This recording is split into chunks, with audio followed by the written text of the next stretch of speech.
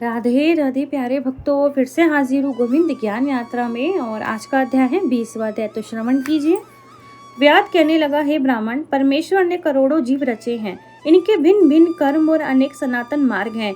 इन सबका स्वभाव एक सा क्यों नहीं है, ये जानने की मेरी बहुत इच्छा है, आप बताइए। यह सुन शंख मुनि कहने लगे, रजोगुणी, सतोगुणी, तमोगुणी 3 प्रकार के जीव होते हैं। इनमें रजोगुण कर्म करते हैं। इनमें बुद्धि पाप पुण्य मिश्रित होता है। किसी कामना के निमित्त अन्य देवता के समर्पण होते हैं। अतः यह पाप और पुण्य दोनों करते हैं, जिनसे स्वर्ग और नरक दोनों का भोग कर संसार में बार बार जन्म लेते हैं।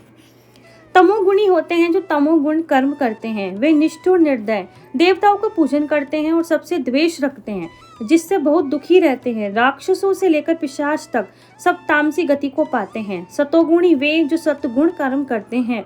ये धर्मशील, दयावान, श्रद्धावान, पराई निंदा न करने वाला, कामना रहित होता है, जिससे उद्र लोक को जाते हैं। संसार में कभी कभी इन गुणों में विषमता भी हो जाती है। इसी कारण ऊंचे नीचे कर्म कर से सुख दुख का भाव पाते हैं और प्रकृति का भी नाश नहीं होता। अपने अपने गुणों से कर्मों के फल भोगने ही पड़ते हैं। पूर्व काम विष्णु भगवान में कोई विषमता नहीं है। वे उत्पत्ति, पालन, संहार समान भाव से करते हैं। व्याध कहने लगा, हे मुनि, पूर्ण भोग वाले मनुष्य की मुक्ति कब होती है? सृष्टि काल या अंत काल की और अथवा स्थिति काल में? और इनके काल की मर्यादा कितनी है? तब शंख बोले, 4 सहस्त्र युग ब्रह्मा जी का एक दिन, इतनी ही एक रात्रि होती है।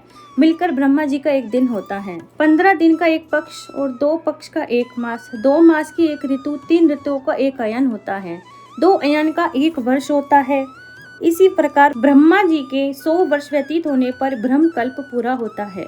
वही प्रलय का समय है, ऐसे देवताओं का मत है। प्रलय 3 प्रकार की होती है। एक मानव प्रलय, जब मनुष्य का अंत होता है। दूसरी दैनंदिन प्रलय, जब ब्रह्मा जी के दिन के समाप्ति का समय होता है। तीसरी ब्रह्म प्रलय, जो ब्रह्मा जी के लय के समय होती है। 14 मनु के प्रलय होने पर एक दैनंदिन प्रलय होती है। इन प्रलयों की उतनी ही अवधि पर्यंत स्थिति रहती है। मनवंतर प्रलय में भूर्भुवस्व, तीनों लोकों का लय होकर चेतन जीवों का नाश हो जाता है। लोकों के स्वरूप का नहीं, केवल उन लोकों में पूर्ववत जल प्लावन हो जाता है। अंत में चेतन जीवों की पुनः उत्पत्ति होती है। हे व्याघ, दैनंदिन प्रलय में ब्रह्मा जी के शयन करने पर चेतन अधिभूत जीवों सहित लोगों और लोकस्थ सब नाश हो जाता है। केवल सत्य लोक रह जाता है। कोई कोई तत्वाभिमानी देवता और मुनि ही सत्य लोक के शयन करने वाले बचे रहते हैं। वे सब कल्पांत तक सोते रहते हैं। फिर रात्रि समाप्त होने पर पूर्व सृष्टि के अनुसार ब्रह्मा जी सृष्टि की पुनः रचना करते हैं। ऋषि देव पितृलोक वर्ण धर्मों सहित चारों वर्णों को अलग अलग रचते हैं। तब चक्रधारी विष्णु के दशावंतर पुनः नियम के अनुसार होते हैं। जो देवता ऋषि ब्रह्मा जी के संग मुक्ति पाने वाले हैं, वह ब्रह्मलोक में ही रहते हैं। और जो राजा साधु सिद्धि को प्राप्त होते हैं, वह ब्रह्मलोकवासी हैं। वह सब सत्य लोक में स्थिर रहते हैं, वह यहाँ नहीं आते। कलयुग समाप्त होने पर दैत्यों का नाश होता है। फिर वे अपने कर्म अनुसार वैसे ही कर्म पाते हैं और अपने निर्णय स्थान में अपने अपने गोत्रों में जन्म लेते हैं। अब तेरे सामने सृष्टि काल, मुक्ति काल वर्णन करूंगा, सो सावधान होकर सुन। देवादिदेव भगवान का एक निमेष ब्रह्मा जी के कल्प के बराबर होता है।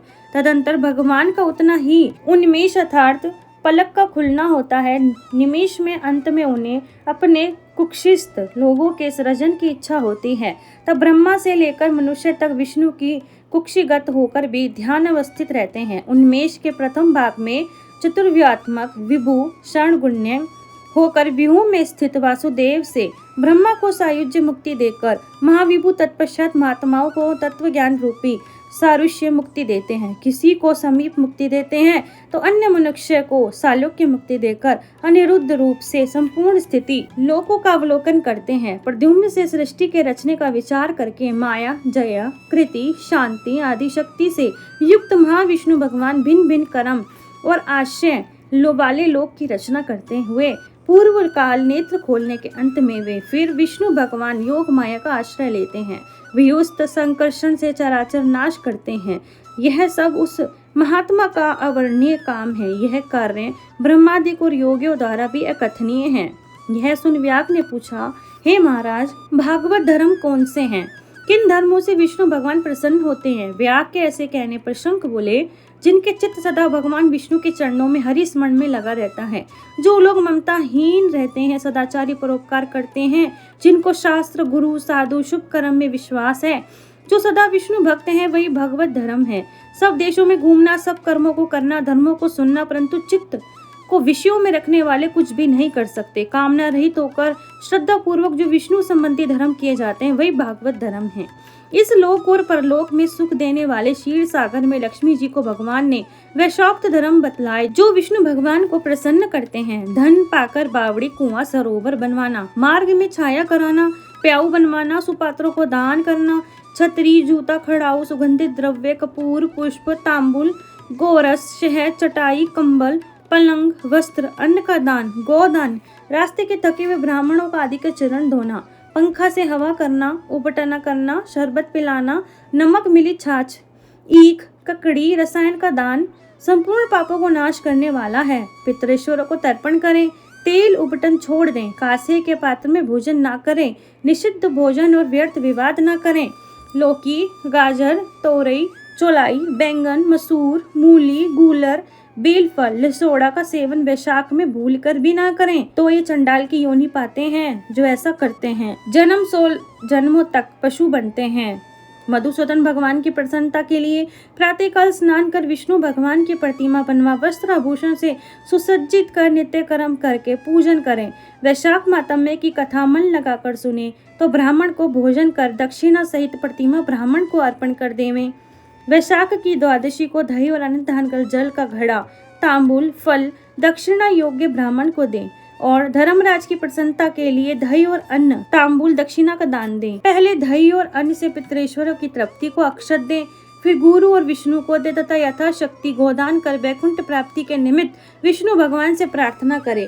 ऐसा करने से सब पापों से छूट अपने 100 कुलों का उद्धार कर सूर्य मंडल को, वेद विष्णु के पराधाम को जाते हैं। तब श्रुतदेव जी वैशाख मास में धर्मों की कथा कह रहे थे। इतने में ही पंच शाखी वृक्ष पृथ्वी पर गिर पड़ा। उस वृक्ष की कोटन में से एक बड़ा भयंकर सांप तत्काल पाप रूपी देह त्याग कर हाथ जोड़कर सिर झुकाकर वहां बैठ गया। तो प्यारे भक्तों, ये था 20वां अध्याय। तो अगले अध्याय के लिए बने रहिए हमारे साथ। 21वां अध्याय सुनेंगे अगली वीडियो में। तब तक के लिए राधे राधे।